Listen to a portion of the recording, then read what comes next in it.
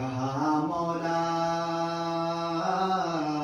اجازت دیجیے. کہا عباس اگر تجھے اجازت دوں تو میری فوج کا سالار ہے. ایک ایک کر کے سب جاتے رہے. مولا عباس خدمت میں آ کر اجازت طلب کرتے رہے. جب اون محمد اور قاسم کی لاشیں آ گئے. حضرت عباس آئے. کہا مولا اب تو میری گود کے پالے بھی شہید ہو گئے. مولا اب تو اجازت دے دیجیے. کہا نہیں اے عباس تو میری فوج کا سالار ہے. کہا مولا وہ فوج کہاں ہے جس کا عباس سالار ہے. حضرت عباس بے چینی سے خیموں کے درمیان چل رہے ہیں. اچانک اس خیمے کے پاس سے گزرے جس خیمے کے اندر سوکھے 3 دن کے مشکیزے پڑے تھے. جب ایک دفعہ اندر نگاہ کی سکینہ نے چھوٹے چھوٹے بچوں کو ساتھ لگایا ہوا. بچے عجیب کام کر رہے تھے. عباس کا جگر زخمی ہو گیا. کیا کام کر رہے تھے؟ مشکوں کو اٹھاتے تھے. کبھی جگر کے ساتھ لگاتے تھے, کبھی گلے کے ساتھ لگاتے تھے. حضرت عباس نے کہا سکینہ بیٹا یہ کیا ہو رہا ہے؟ کہا تمو جان چچا جان العطش العطش, پیاس نے جگر کباب کر دیا. سکینہ کے اس جملے نے عباس کے دل کو کباب کر دیا. سکینہ تم کیا چاہتی ہو؟ کہا چچا میں تو شاید برداشت کر لوں, میرا فقط 6 مہینے کا بھائی علی اصغر پیاسا ہے. حضرت عباس کے چہرے پر ایک رونق ایک رمق آئی. کہا سکینہ پھر ایسا کرنا تو میرے ساتھ چل اور چل کر اپنے بابا کو کہہ تجھے بھائی کے لیے پانی کی ضرورت ہے. عزیزان حضرت عباس انتہائی خوشی و مسرت کے ساتھ آئے. دور سے دیکھا حسین نے کہا عباس بڑی مضبوط سفارش لے کر آئے ہو. عزیزان کہا عباس جانے سے پہلے ایک میری خواہش ہے. اس سے پہلے کہ تم جاؤ جا کر بہن زینب سے ملاقات کر لو. حضرت عباس قمر بنی ہاشم کا قد بلند آئے کہاں پر جہاں حضرت زینب خیمے میں پہنچی. حضرت زینب کے خیمے میں داخل نہیں ہوئے, دروازے کے ایک سائڈ پر کھڑے ہو گئے. کہا الوداع میری آقا زادی. اندر سے آواز آئی عباس اندر آ جاؤ. حضرت عباس اندر گئے. بہن نے دیکھا عباس کا چہرہ. ہمارے استاد فرماتے ہیں جناب زینب نے انتہائی محبت سے اپنے بھائی کے گلے میں باہیں ڈال دی. باہیں ڈال کر کہا عباس جب مجھے میرے بابا علی فرماتے تھے ایک وقت آئے گا تو بغیر چادر کے اس کوفہ میں جائے گی. میں حیران ہوتی تھی جس کا عباس جیسا بھائی ہو وہ کیسے بے چادر ہوگی. لیکن اب تم نے الوداع کہا ہے, میرے بابا کا فرمان سچا ہے. عزیزان حضرت عباس آئے, فرات میں داخل ہو گئے. کتنے لائن 2000, بعض کتابوں میں 5000 کا لشکر فقط حضرت عباس کو روکنے کے لیے آیا. ایک دفعہ جب حضرت عباس دوڑے ہیں, جس نے بھی کہا علمان الحفیظ جانے بچاؤ حسین کا شہباز آ رہا ہے.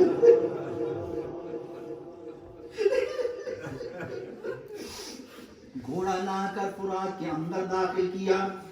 پانی ایک دفعہ اٹھایا ہاتھ کے اوپر, پانی کی طرف دیکھا, کوئی بعید نہیں, پانی کے اندر سکینہ کا تشنہ چہرہ نظر آیا ہو. پانی کو پانی پر مار کر کہا تیری کیا مجال جو تجھے عباس لبوں تک لے جائے. مشکیزہ بھر کر مڑ کر جب چلے, کھجوروں کا ایک جھنڈ تھا, اس جھنڈ کے اندر سے جا رہے تھے, کسی کی مجال نہیں جو سامنے آئے. شمر نے کہا اگر عباس خیمے پانی لے گیا حسین پر فتح نہیں ہو سکے گی. حکیم ابن طفیل نے جو چھپ کر ایک وار کیا, حضرت عباس کا دایاں بازو قلم ہو گیا.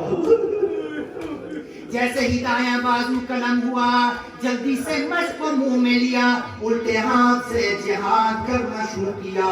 الٹے ہاتھ سے 200 لائنوں کو فنکار کیا.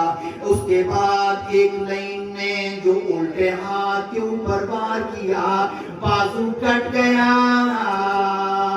اور حضرت عباس نے اس وقت گھوڑے کا رخ خیام کی طرف کر دیا.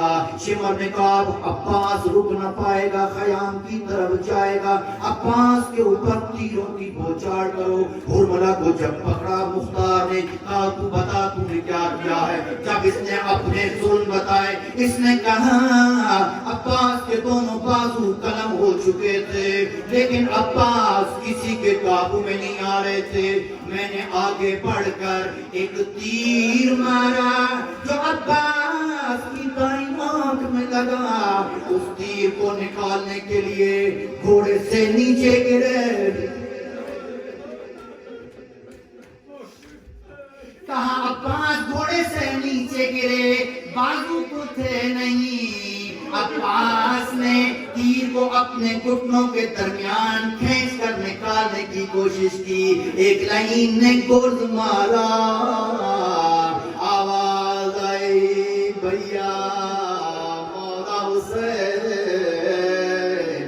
تیرا سپہ سالار اتر گیا.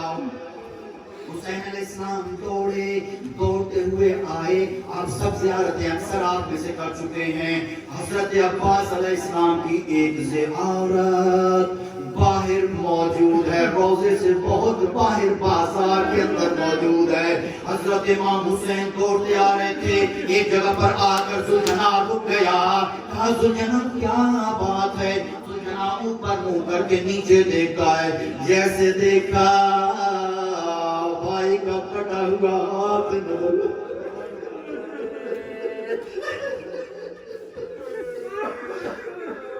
کٹا ہوا ہاتھ نظر آیا. کٹے ہوئے ہاتھ کو دیکھا, اٹھے نیچے گئے, جا کر اٹھا کر چوما, چوم کر اپنے پاس رکھا. پھر جو گھوڑے کو ایر لگائی, 100 یا 200 قدم آگے گئے, گھوڑا پھر رک گیا. جو نگاہ کی تو دوسرا ہاتھ پڑا ہے. عزیزان, امام حسین علیہ السلام نے دوسرا ہاتھ اٹھا کر اٹھنے کی کوشش کی, اٹھنا مشکل ہو گیا. کہا عباس تیرے بعد حسین کی کمر ٹوٹ گئی. آ گئے قریب, دونوں ہاتھ کٹے ہوئے, تمام دائنوں کو تلوار کے زور پر ہٹایا. سر اٹھا کر, یہاں سینے کا مسائل, سر اٹھا کر گود میں رکھا. جیسے ہی گود کے اندر رکھا, عباس نے سر کو ہلکا سا جھٹکا دے کر گود سے اتار لیا. پھر اس کے بعد امام حسین نے دوسری مرتبہ رکھا, دوسری مرتبہ پھر نیچے اتار لیا. کہا کیونکہ آنکھیں دونوں بند تھی, کہا کہ عباس کیا تو نہیں جانتا میں حسین ہوں. کہا مولا میں آپ کی خوشبو سے پہچان گیا ہوں. میری آنکھیں اگرچہ بند، ایک آنکھ میں ریت ایک آنکھ میں تیر ہے.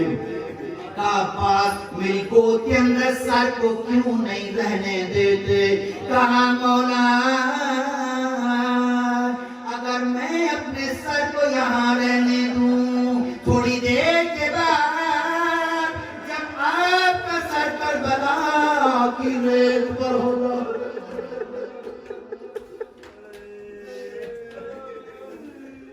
عزیزان، امام حسین کی آنکھیں بادلوں کی طرح برس رہی ہیں.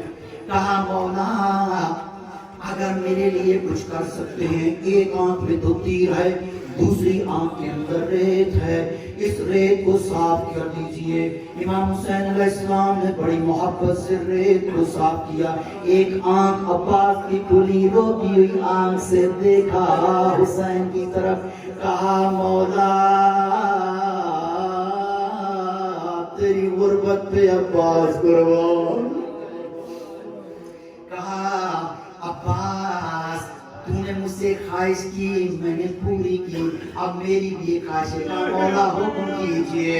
کہا میری خواہش یہ ہے پوری زندگی 34 سال تک مجھے مولا اور آقا کہا ہے، مجھے آج بھائی کہہ کر مخاطب کر. کہا عباس نے مولا کیسے بھائی کہوں، میری ماں نے مجھے حکم دیا تھا یہ نبی و زہرا والی کے بیٹے ہیں، تو کنیز کا بیٹا ہے.